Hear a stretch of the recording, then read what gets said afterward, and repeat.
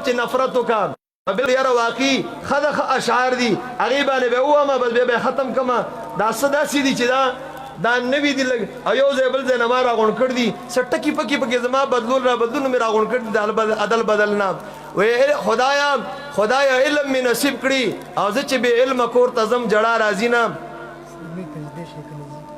سبحان الله حضرت جی خدایا علم می نصیب کړي او زه چې بې علمه کور ته ځم جړا راځي نه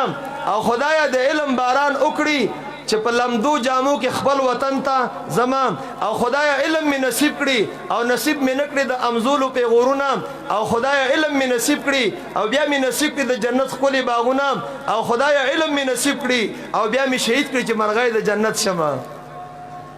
او علم د سرو زرو انبیل دی او څوک بختور به په غاړه ګرځوي نه او علم د سرو په طول خرڅیږي او څوک چې د سرو طاقت لري عالم بشي نه او مورې وړوکې د طالب کړم دا د ماښام سبق په اوښکو یادومه او علم د ډېرې مودې شی دی او څوک چې ابای دادا کوي کور ته دي ځي نه او علم دریاب او شیطان سبحان الله علم دریاب او طالب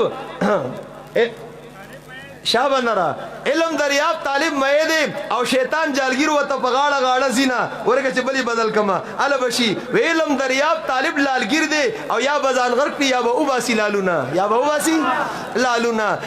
به وباسي او بیا مخ کې وای علم به هغه سړی وکړي چې یا ذهین وي یا مشفق استاد لرینا او علم صفت د ذل جلال دی او عجیب کمال دی په ځان تیر کړ تکلیفونه او علم کو پسې ملنګ شه او په سور پالن کې چاته ناراضي علمونه او علم د خو خلق جامه ده زه مسافر و پسې کډې ګرځوم او